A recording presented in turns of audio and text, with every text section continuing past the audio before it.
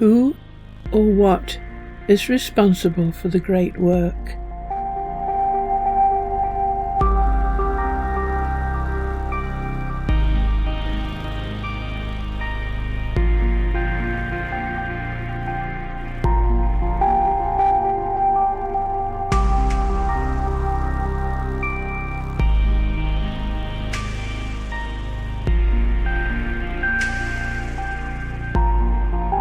The great work is the creation, evolution, and eventual destruction of the universe as a whole, or parts of it, the galaxies, solar systems, stars, planets, and things on each of these.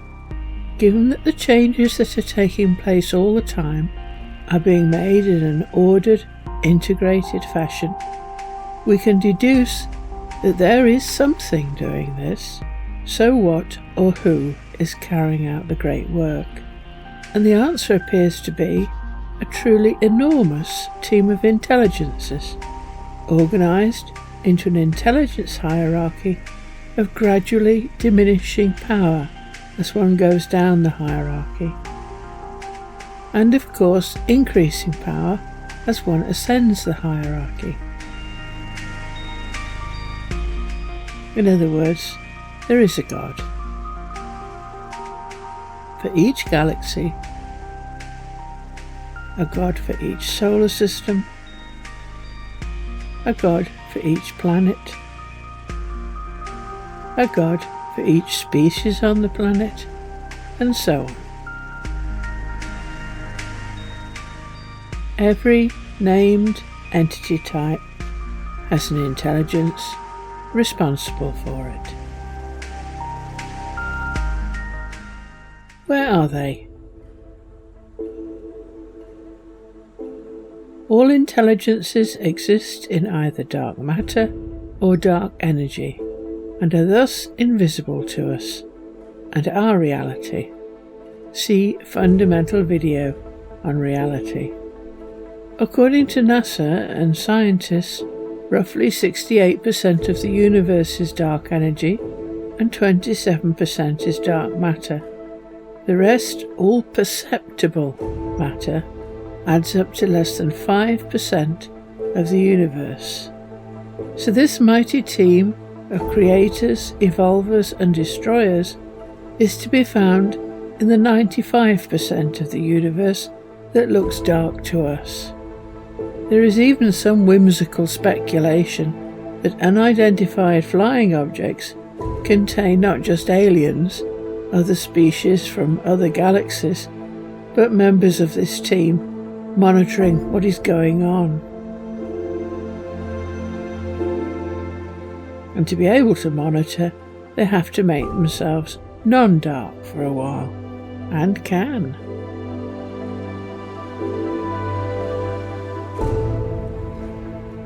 Our team. Early philosophers appear to have confined themselves to our galaxy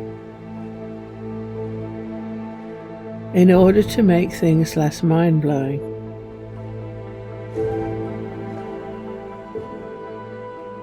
And our forebears assumed that the plan and strategy being used was for our galaxy only, and that other galaxies may be completely different.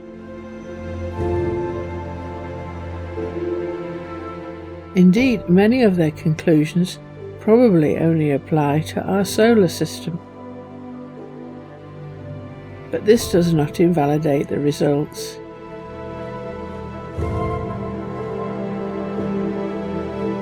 And the being they decided was responsible for the galaxy was called the ultimate intelligence, or the void, and roughly equates to our word God. See video, The Concept of God in Mysticism. Intelligences are both masculine and feminine. Every intelligence has two aspects in one, masculine and feminine, meaning that symbolically this paired intelligence is the mother and father of sons, daughters.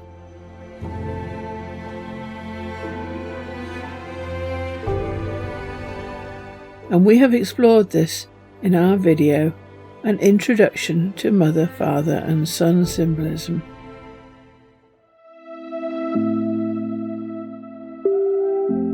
The children.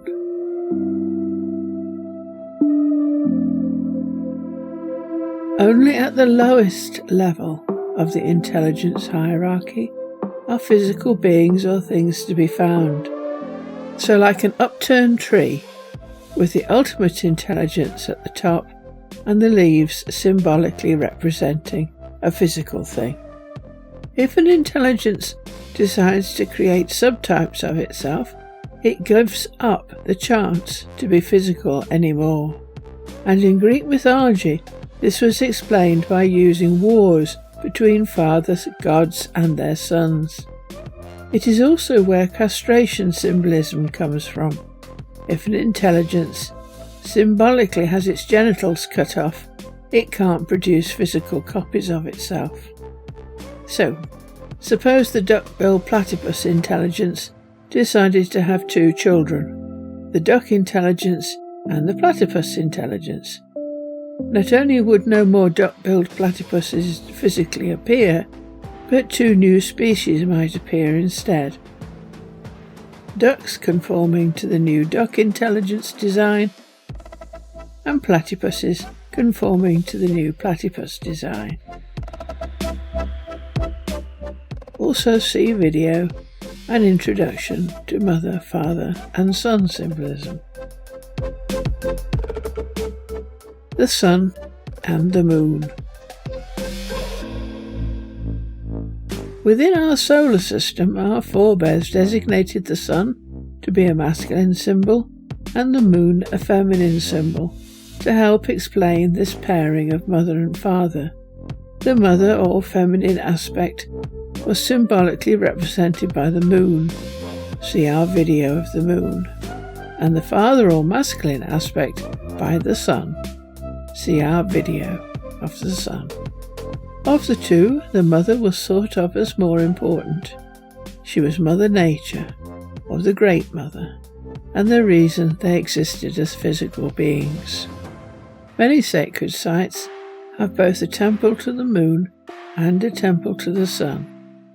This is Machu Picchu. Turtles.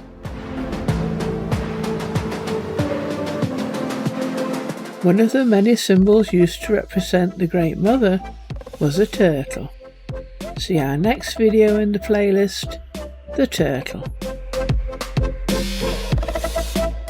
The Trimurti. The Trimurti is a Hindu-Indian concept and represents the main functions, purpose of the intelligences. They create, maintain, and destroy. Seen as the first division on the tree of life, the creator, preserver, and destroyer aspects. Sadly, much of the recognition of these three important functions has been lost in Western cultures, even though it is happening right before our eyes. The destructive aspect of the Great Mother, for example, can be seen every day in nature, and to ignore it simply ignores reality. Sometimes one has to destroy in order to create anew.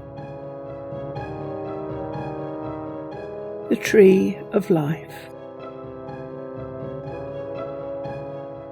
So we can see that intelligences arranged in a hierarchy of mother-father pairs, and each one with the ability to create, preserve or destroy some type of named thing, is responsible for everything in the universe. The video, The Symbolism of the Tree of Life, Linnaeus and the Gods, provides more detail. And we have added 2 extra videos, The Symbolism of the Elephant and The Symbolism of Rhinoceros, describing animals that were once greatly revered because they represented major intelligences.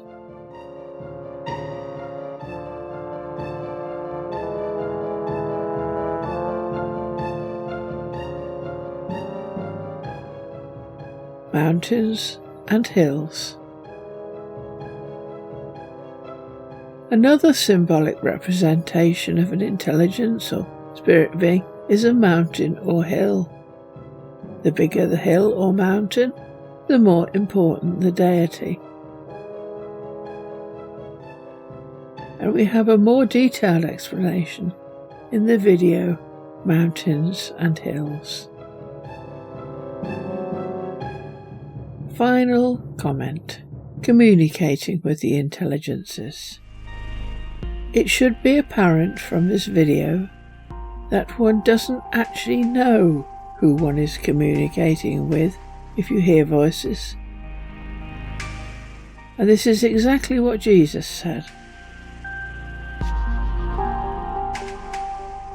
John 5:37. And Jesus said, "And the Father who sent me has himself borne witness about me. His voice you have never heard, his form you have never seen." And he said it more than once. John 6:46. And Jesus said, "Not that anyone has seen the Father, except he who is from God. He has seen the Father." In effect, if we communicate with anything, the best we can do is say it was a spirit helper.